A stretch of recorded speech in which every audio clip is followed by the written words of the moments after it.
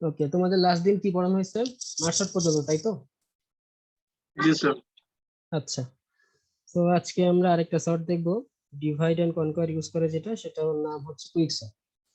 So divide and conquer যে মেথডটা আমরা মার্কশট ওখানে পড়ছি, মেথডটা হচ্ছে পুরো প্রবলেমটাকে অ্যাজ এ হোল সলভ না করে পার্ট বাই পার্ট ভাগ করে, যাকে আমরা সাব প্রবলেম বলি। দেন ওই সাব প্রবলেম গুলাকে আবার আলাদা আলাদা ভাবে সলভ করে, দেন ওই সলিউশন গুলাকে সে একসাথে মার্চ করে অথবা কম্বাইন করে, যাই বলো, করার পরে আমরা একটা রেজাল্ট পাই। এই পুরো প্রসেস ঘুরে আসলে দেখা যায় আমাদের তুলনামূলক কমপ্লেক্সিটি কম আসে। তো এই মেথডটা আর কি ইউজ করে আমরা অলরেডি বাইনারি সার্চ দেখছি, সেখানে আমরা মাঝ বরাবর ডিভাইড করে নিই, মার্চ সর্ট আছে। এখন আমরা কুইক সর্ট দেখবো, আরো অনেক কিছু আছে, সেগুলো আমরা এখনই দেখবো, আমাদের পরবর্তী কোর্সগুলোতে হয়তো এখান থেকে দু একটা সামনে আসবে। সো ডিভাইড এন্ড কনকোয়ারের অ্যাপ্রোচ কয়টা, কি কি আছে, সেগুলো আমরা অলরেডি মার্চ সর্ট থেকে দেখে আসছি।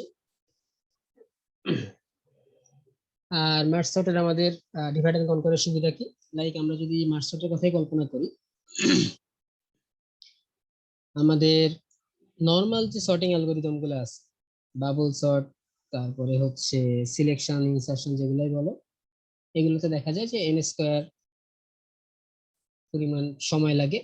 সেক্ষেত্রে আমরা মার্চ সর্টের ক্ষেত্রে দেখছি এন লগ এন, অথবা এই অনেকটা কম সময় লাগে আর কি। কারণ হচ্ছে স্মলার পার্ট গুলা সলভ করা তুলনামূলকভাবে অনেক ইজি একটা লার্জ পার্ট সলভ করা থেকে। মানে 10টা নাম্বারকে একবারে সর্ট করা থেকে আমরা যদি পাঁচটা পাঁচটা করে সলভ করে আবার যোগ করি, ওই একটা পাঁচটা সর্ট করতে হলে আমাদের এই 10-এর অর্ধেকেরও কম সময় লাগে। তুমি নর্মাল হিসাব করো, তোমার 10-এর স্কোয়ার কত? 100, তাই না? 5-এর স্কোয়ার কত? Yes sir. 25।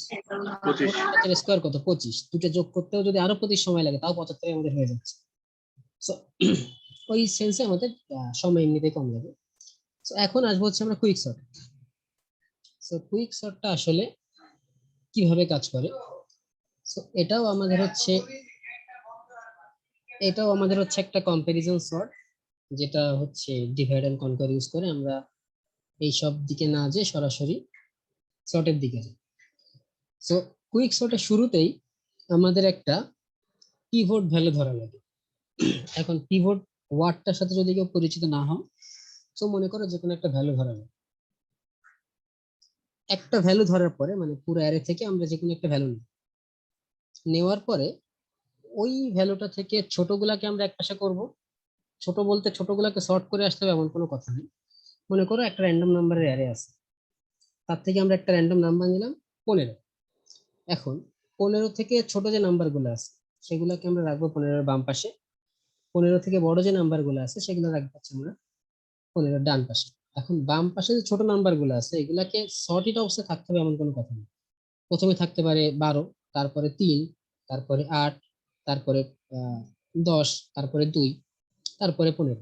সো 15 থেকে সবাই ছোট, বাট তারা সর্টেড। সো প্রথমে আমাদের কাজ হচ্ছে আমরা একটা পিভট নাম্বার নিব। এই পিভট নাম্বারকে আমরা একটা পার্টিশন হিসাবে ইউজ করব। ডিভাইড এন্ড কনকোয়ারে আমাদের ডিভাইডের পার্ট আসে, মার্কসে আমরা ডিরেক্ট মাঝ বরাবর করি। তার বদলে এখানে আমরা একটা পিভট নিব এবং এটাকে পার্টিশন হিসেবে ইউজ করব, যেটা আমাদের দুইটা সাব অ্যারেতে ভাগ করবে। পিভটের বাম দিকে থাকবে লেস অর ইকুয়াল গুলা, পিভটের ডান দিকে থাকবে হচ্ছে গ্রেট বড় গুলা। এখন আমরা পিভটের বাম দিক থেকে আবার একটা পিভট নিব, পিভটের ডান দিক থেকে আরেকটা পিভট নিব, মানে আমরা মার্কসে যেটা রিকার্শন দিয়ে দুই পাশে সেম কাজ করতেই থাকে। সো এইভাবে চলবে যত সময় না পর্যন্ত আমাদের পুরো এটা সর্ট হয়ে যায়। এখন আসি আমরা পিভট ভ্যালু কোনটাকে নিব। অনেকগুলো চয়েস থাকে, আমরা সরাসরি ফার্স্ট এলিমেন্টকে অথবা লাস্ট এলিমেন্টকে নিতে পারি। এটা আমাদের জন্য চয়েস করা সোজা। কিভাবে? যে একটা অ্যারে আছে, আমরা প্রথমটাকে ধরলাম, এটা আমাদের পিভট নাম্বার, অথবা সরাসরি লাস্টেরটাকে ধরলাম, এটা আমাদের পিভট নাম্বার। এটা নিয়ে অনেক ইজি। অথবা আমরা র্যান্ডমলি মাঝখানের থেকে যে কোনো একটা নিতে পারি, অথবা আমরা মিডিয়ান যে ভ্যালুটা আছে, দ্যাট মিনস একেবারে মাঝখানে যেটা আছে, আমরা যদি বাইনারি সার্চের মতো করি মাঝখানেরটা আগে নিই, ওইভাবে নিতে পারি। এই তিন টাইপের সুবিধা অসুবিধা আমি সর্ট করা হয়ে গেলে তারপরে আসবো, তখন তোমাদের বুঝতে সুবিধা হবে। আপাতত চিন্তা করো আমরা লাস্ট এলিমেন্টটাকে পিভট ধরে নিব, সামনে যেটা করা আছে লাস্ট এলিমেন্টটাকে পিভট ধরে। এখন আসি আসল সর্টে। এতক্ষণ যদি বুঝতে না পারো এখন পারা উচিত। সো এখানে যে এক্সাম্পলটা দেওয়া আছে এটা অবশ্য মাঝখান দিয়ে আমাদের পরবর্তীতে লাস্ট ধরা আছে। সিস্টেমটা হচ্ছে আমরা যে কোনো একটাকে পিভট ধরলাম। যদি আমরা এখান থেকে 31টাকে পিভট ধরি তাহলে আমাদের কাজ হবে 31 এর বাম পাশে সবসময় 31 থেকে ছোট নাম্বার গুলাকে রাখবো, ডান পাশে সবসময় বড় নাম্বার গুলাকে রাখবো। যেমন যদি আমরা 31কে দেখি তাহলে ছোট কি আছে 13, 10, 0, এটাকে আমরা বাম পাশে রাখতেছি, বাট সর্টেড অর্ডারে থাকতে হবে এমন কোনো কথা নেই। আর ডান পাশে রাখতেছি হচ্ছে 13 থেকে বড় নাম্বার গুলো, এখানেও সর্টেড থাকতে হবে এমন কোনো কথা নেই। দেন এই পুরো অ্যারের পরে আমরা যেই কাজটা করলাম, এই সাব অ্যারেগুলোর পরে আমরা আবার সেম কাজটা করব। এখান থেকে আমরা একটা পিভট নিব, তার বামে ছোট থাকবে তার ডানে আবার বড় থাকবে। এই পাশ থেকে আমরা আরেকটা পিভট নিব, তার বামে থাকবে ছোট ডানে থাকবে বড়। এইভাবে আমরা রান করতে করতে একসময় দেখা যাবে যে পুরো অ্যারেটা সর্ট করা হয়ে গেছে। আমরা যদি আরেকটু ভেঙে বলি, মনে করো এটা আমাদের একটা অ্যারে, আমরা এই অ্যারের সবার লাস্টের নাম্বারটাকে পিভট নিলাম। তাহলে আমাদের কাজ হবে আমরা 40কে এমন ভাবে প্লেস করব যেন 40 থেকে ছোট নাম্বার গুলো অলওয়েজ 40 আগে থাকে, বড়গুলা 40 পরে থাকে। তো সেটা কিভাবে করা যেতে পারে? প্রথমে দেখি আমাদের কাছে দুইটা লুপ কন্ট্রোল ভ্যারিয়েবল আছে, একটা হচ্ছে আই, একটা হচ্ছে জে। জে হচ্ছে আমাদের নর্মাল লুপ কন্ট্রোল ভ্যারিয়েবল। কি কাজ করবে? 0 থেকে শুরু করবে, একেবারে পিভট ভ্যালু রাখ পর্যন্ত সে 0, 1, 2, 3, 4 করে 7 পর্যন্ত যাবে। এটা আগে বুঝি। তো জে হচ্ছে 0, 1, 2, 3 করে পিভটের আগ পর্যন্ত যাবে। ওকে, এখন আই এর কাজ কি? আই এর কাজ হচ্ছে আই ট্র্যাক রাখবে যে কোন পর্যন্ত নাম্বারগুলা পিভট থেকে ছোট আছে। তার মানে যদি যে তম পজিশনে যেই ভ্যালুটা আছে সেই ভ্যালুটা তোমার পিভট থেকে ছোট হয়, শুধুমাত্র তখনই গেল শুধুমাত্র তখনই হচ্ছে আই প্লাস প্লাস হবে, এবং আই এবং যে তম পজিশনে যে নাম্বারটা আছে সেইটা সলভ হবে। আমি কোডের আগে তোমাদের জিনিসটা আরেকবার বলি, সেটা হচ্ছে যে আমরা একদম অ্যারে লাস্টের নাম্বারটাকে পিভট হিসেবে ধরলাম। আমাদের কাছে দুইটা লুপ কন্ট্রোল ভ্যারিয়েবল আছে আই এবং জে। ইনিশিয়ালি আই হচ্ছে -1, আমরা যদি 0 থেকে শুরু করি তাহলে, আর জে হচ্ছে নর্মাল একটা লুপ রান করার যে ভ্যারিয়েবলটা থাকে 0 থেকে শুরু করবে, লেস দেন পিভট পর্যন্ত চলবে। সো প্রতিটা ইটারেশনে সে একবার করে বাড়বে। কিন্তু যদি যে তম পজিশনে যে নাম্বারটা আছে ওই নাম্বারটা কেবলমাত্র যদি পিভট থেকে ছোট হয়, বড় হলে কোনো চেঞ্জ নেই, যদি পিভট থেকে ছোট হয় তখনই আই এর কাজ কি হবে? আই প্লাস প্লাস হবে, এবং আই তম পজিশনে যে নাম্বারটা আছে যে তম পজিশনে যে নাম্বারটা আছে তার সাথে সব হবে। তার মানে আই তখনই প্লাস প্লাস হবে যদি পিভট থেকে ছোট নাম্বার পায়। দ্যাট মিনস সে ট্র্যাক রাখবে যে কোন পর্যন্ত পিভট থেকে ছোট নাম্বারটা আছে। তো প্রথমে দেখি, প্রথমে যে তম পজিশনে কি আছে 20, এটা হচ্ছে পিভট থেকে ছোট। তাহলে আমরা কি করব? আই আই প্লাস প্লাস করব এবং আই আর যে পজিশনের নাম্বারটাকে সলভ করব। এখন প্রথমে আমাদের যে পজিশন কত 0, আই প্লাস প্লাস হলে আই এর পজিশন কত হবে 0। সো আমরা যদি আই এবং যে পজিশনকে সলভ করি আলটিমেটলি 20 এর সাথে 20 সলভ হচ্ছে এই ক্ষেত্রে। সো চেঞ্জ না, যে অ্যাজ ইউজুয়াল 0 থেকে ইনক্রিমেন্ট হয়ে হচ্ছে 1। এখন 1 পজিশনে যে নাম্বারটা আছে এইটা কি পিভট থেকে ছোট নাকি বড়? বড় বড় বড়। সো পিভট থেকে যদি বড় নাম্বার পাই তাহলে আমাদের আই এর কোনো কাজ নেই, শুধু জে প্লাস প্লাস। ওকে, সো জে প্লাস প্লাস। খেয়াল করে দেখো যে নর্মাল লুপের মতোই চলতেছে, আই 20 তে আটকায় আছে, তার মানে আই ট্র্যাক রাখতেছে যে কোন পর্যন্ত নাম্বারটা আমার পিভট থেকে ছোট। সো এরপরে 70 পাচ্ছি। So J plus plus I এর কোনো কাজ নাই। এরপরে আসতেছে হচ্ছে 10। 10 নাম্বারটা কি পিভট থেকে ছোট। তো ছোট হলে আমাদের কি কি কাজ? দুইটা কাজ আছে, কেউ বলতে পারবা? সলভ করতে হবে। প্রথমে আই প্লাস প্লাস করতে হবে, জি স্যার। তারপরে আই এবং যে পজিশনকে সলভ করতে হবে। তাহলে আই প্লাস প্লাস করলে আই কোথায় যাবে? 1 পজিশনে, তাই তো? জি স্যার। তাহলে 80 এবং 10 হচ্ছে সলভ হবে। আই প্লাস প্লাস হলো, এইবার 80 এবং 10 সলভ হলো, ঠিক আছে। এরপরে আবার জে প্লাস প্লাস হয়ে গেল 4 নম্বরে, কিবোর্ড থেকে বড়, আই এর কোনো কাজ নাই। জে প্লাস প্লাস হয়ে গেল 5 নম্বরে, কিবোর্ড থেকে বড়, এখনো আই এর কোনো কাজ নাই। যে যখন 6 পজিশনে গেল তখন পিভট থেকে আমি ছোট নাম্বার পাচ্ছি। তাহলে এখন আই এর কাজ কি? আই প্লাস প্লাস হবে এবং আই পজিশন যে পজিশনের সাথে সলভ হবে। আই প্লাস প্লাস হলে হচ্ছে 2। তাহলে এখন 70 এবং 7 সলভ হচ্ছে। 30 এর ক্ষেত্রে সেম, আই প্লাস প্লাস হবে, 80 এবং 30 সলভ হবে। এখন খেয়াল করে দেখো, আমাদের যে যাওয়ার কথা ছিল লেস দেন পিভট পর্যন্ত, যে চলে গেছে। আই কোথায় আসছে? 3 নাম্বার ইন্ডেক্স। 3 নাম্বার আসছে, কিন্তু এটার মানে কি? 3 নাম্বারের আগ পর্যন্ত যত নাম্বার আছে সব কি পিভট থেকে ছোট না? জি স্যার। আর আমি প্রথমে বলছিলাম আমার উদ্দেশ্যটা হচ্ছে পিভটটাকে এমন একটা পজিশনে আমি নিয়ে আসতে চাই যার বামে সব ছোট নাম্বার থাকবে, ডানে সব বড় নাম্বার থাকবে। আই পর্যন্ত আমি জানি পিভট থেকে ছোট নাম্বার আছে। আমি যদি এখন আই প্লাস 1 পজিশনের নাম্বারটাকে পিভটের সাথে সলভ করে ফেলি, দ্যাট মিনস 60 কে যদি 40 এর সাথে সলভ করে ফেলি, তাহলে কি আমার কাজ হয়ে যাচ্ছে? জি স্যার।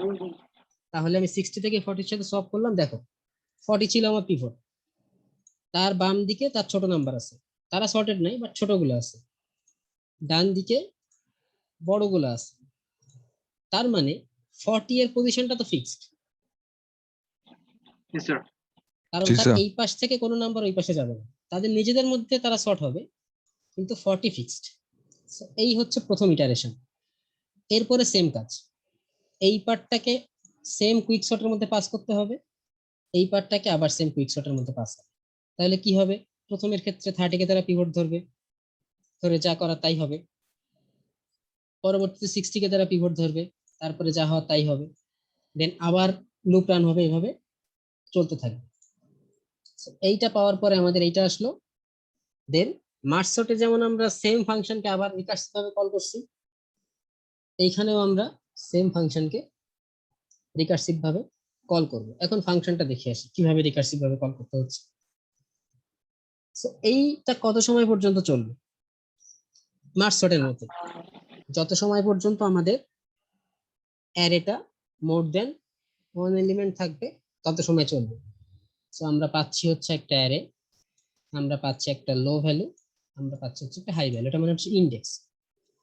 সো যত সময় পর্যন্ত লো লেস দেন হাই, তার মানে কি আমাদের অ্যারেতে মোর দেন 1 এলিমেন্ট আছে,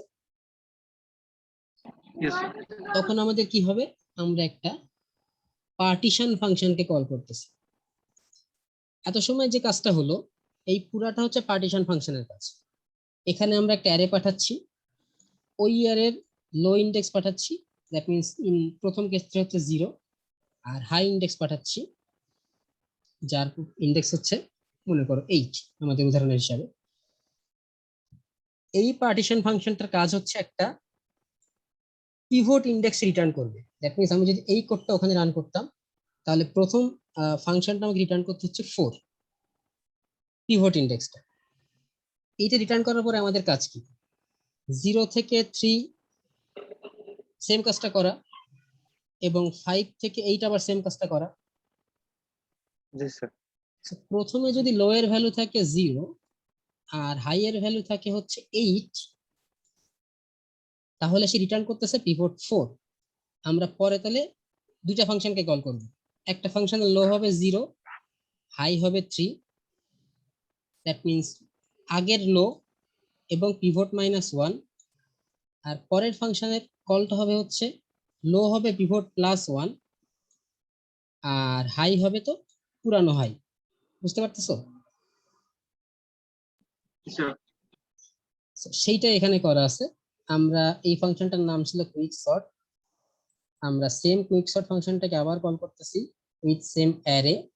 পার্থক্যটা হচ্ছে আগে যেমন আমরা নর্মাল লো এবং হাই ছিল, এখানে আমাদের লো পিভট -1, আর পরেরটা হচ্ছে পিভট +1 আর হাই, আর পিভটের পজিশনটা আমাদের ফিক্সড হয়ে গেল।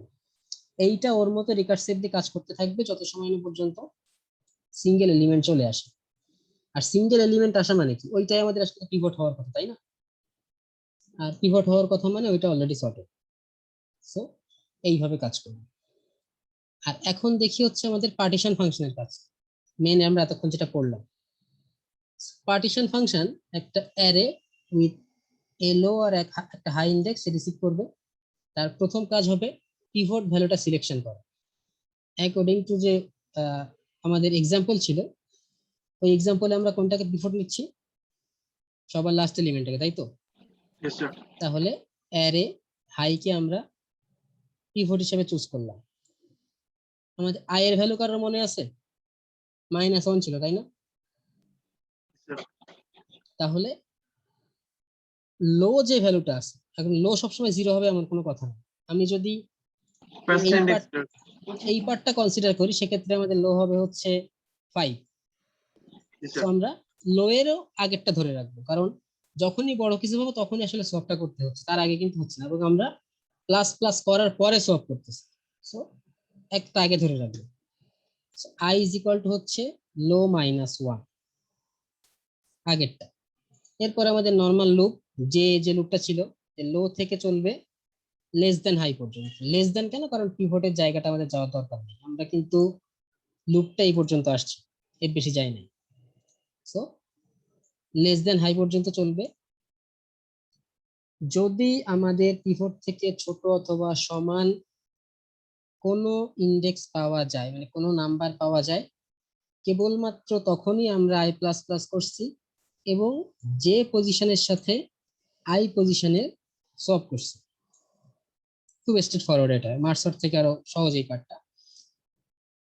নর্মাল একটা লুপ লো থেকে লেস দেন হাই রান করতেছে, যে দিয়ে যদি পিভট থেকে বড় নাম্বার পাই কিছুই করা লাগবে না, নর্মাল জে প্লাস প্লাস এর পর ইটারেশনে নিবে। যদি ছোট কিছু পাই জাস্ট আই প্লাস প্লাস এবং আই পজিশনের সাথে যে পজিশনের নাম্বারে সলভ। এইভাবে চলতে থাকবে। থাকতে থাকতে আমরা এক সময় এই পজিশনে আসব, যেখানে আই এর ভ্যালু হচ্ছে 3, জে এর ভ্যালু হচ্ছে 7, হাই এর ভ্যালু হচ্ছে 8। এরপরে আমরা কি কাজ করছিলাম, কারো মনে আছে? স্যার এক যোগ আই করেছি। প্লাস 1 ইন্ডেক্সে আমরা পিভট ভ্যালুটা আই সলভ। প্লাস 1 ইন্ডেক্সের সাথে আমরা পিভট ভ্যালুকে সলভ করছিলাম, তাই তো? Yes sir.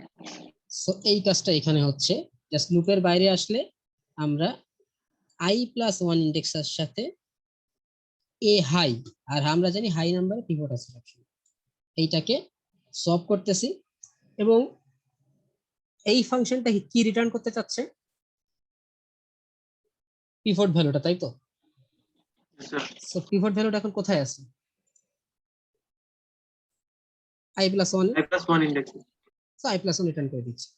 এইটাই, এই হচ্ছে আমাদের টোটাল কুইক সর্ট অ্যালগরিদমটা এইভাবে কাজ করে। সো এই বিষয়ে আমরা মোটামুটি সিস্টেমটা বুঝতে পারছি কিনা? থাকলে আমরা এবার আশেপাশে যাই। সিস্টেম নিয়ে কারোর কোনো প্রবলেম আছে যে কিভাবে সর্ট করতেছে আসলে? স্যার হ্যাঁ, স্যার এখানে যেটা সোয়াপ লিখছি স্যার, ওইটার জন্য কি আলাদা ফাংশন বানাইতে হবে সোয়াপ করার জন্য? এইটা তুমি আলাদা ফাংশন বানাই এভাবে সব কল করতে পারো। তুমি যদি ওই যে টেম্পোরারি ভ্যারিয়েবল ধরে যেভাবে সলভ করে দেয় সেটা এখানে করে দিতে পারো, আলাদা ফাংশন না বানালেও। তুমি যদি এক লাইনে সলভ করতে পারো যোগ বিয়োগ যেভাবে করে করে সেটা করতে পারো, জাস্ট মেন কথা এখানে সলভ করতে হবে। আর হ্যাঁ, ওকে এই লাইন সরাসরি লিখলে কাজ করবে না, এইটা যদি লিখতে চাও সেক্ষেত্রে তোমার আলাদা সলভ ফাংশন বানায় তারপর আসতে। জি স্যার। ওকে,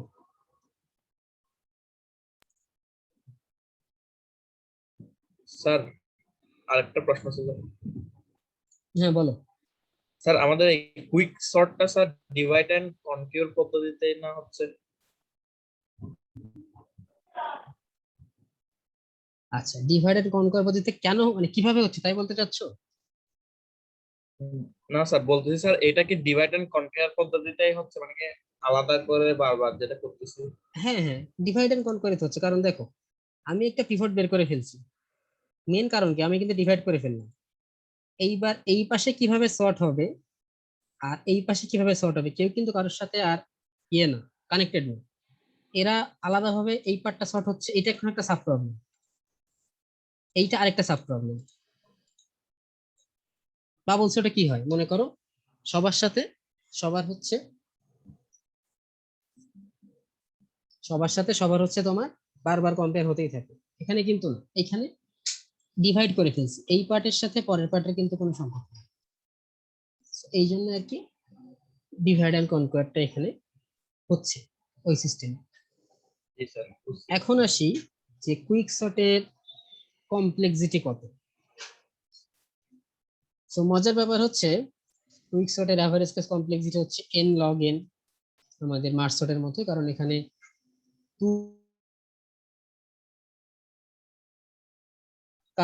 আমাদের 2 বেস ডিভাইড হচ্ছে। আমরা বাইনারি সার্চে ওখানে দেখে আসছিলাম যে কিভাবে 2 টু দি পাওয়ার k দিয়ে হিসাব করলে log n আসে, আর এইখানে যেহেতু একটা সিঙ্গেল লুপ n লেন্থে, এইটা হচ্ছে আমাদের n, সেইভাবে আসলে n log n আসে, যেটা আমরা মার্জ সর্টে দেখছি।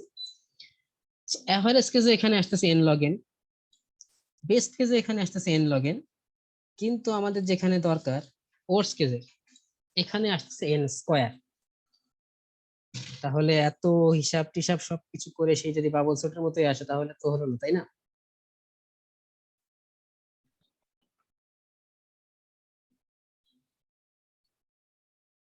কেউ কি বলতে পারবা এখানে ওর্স কেসে n স্কয়ার কেন আসতে পারে? কারণ আমরা জানি মার্জ সর্ট ওর্স divide and conquer system, but ওইখানে ওর্স কেসে আমাদের আসে হচ্ছে n log n, তাহলে এখানে কেন n স্কয়ার আসতেছে? স্যার এটা তো লাস্ট পর্যন্তই যাচ্ছে ডিভাইড করার জন্য। আচ্ছা, সমস্যা না, খুবই বিশেষ একটা কেসে এইটা n স্কয়ার আসে। কেসটা আমি বলি, মনে করো মার্জ সর্ট কি করে, ইনপুট যাই থাকুক না কেন সে কিন্তু একেবারে মাঝ বরাবর ডিভাইড করে বসে, তাই না? জি স্যার। ইনপুটের উপরে কোনো কিছু ডিপেন্ড করে না। এখন মনে করো আমি তোমাকে একটা অ্যারে দিলাম সর্ট করতে, যে অ্যারেটা অলরেডি সর্টেড আছে, তুমি পিভট ধরলে সবার লাস্টেরটা, তাহলে তোমার ডিভাইডটা কোন বরাবর হচ্ছে? পিভটের থেকে ছোট নাম্বার গুলা বাকি সব, তাই না? জি স্যার। তাহলে কিন্তু ডিভাইড যে মোটামুটি মাঝ বরাবর হওয়ার কথা সেটা কিন্তু হচ্ছে না। না স্যার।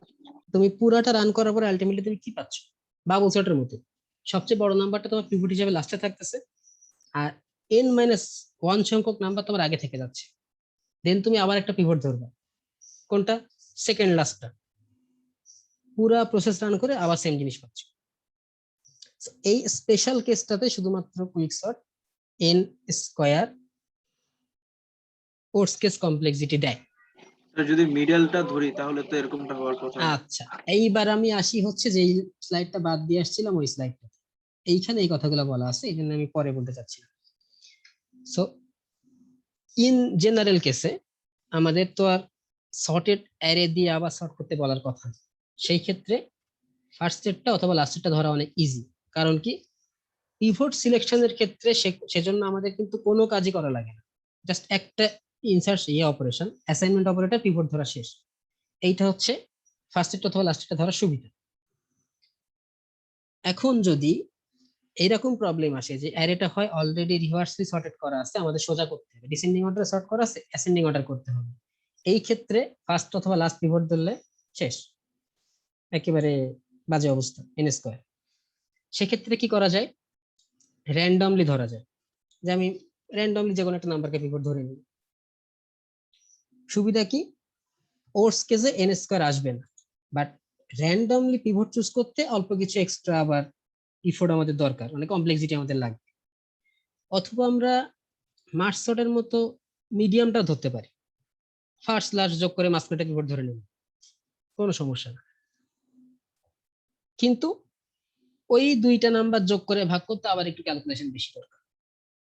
সো যদি আগে থেকে সর্টেড অ্যারে না থাকে, জাস্ট র্যান্ডম একটা অ্যারে দেওয়া থাকে, সেক্ষেত্রে ফার্স্ট এবং লাস্ট নাম্বার যে কোনো একটাকে পিভট ধরে নিলে এই ক্যালকুলেশনের পার্টটা কমে। বাট যদি অলরেডি সর্টেড অ্যারে দেওয়া থাকে, আমরা যদি আগে থেকে জানি এবং আমরা হয়তো এইটা ইউজ করি, তাহলে আমরা n log n কোর্স কেসেও পেয়ে যাই। আমি কি বোঝাতে পারছি?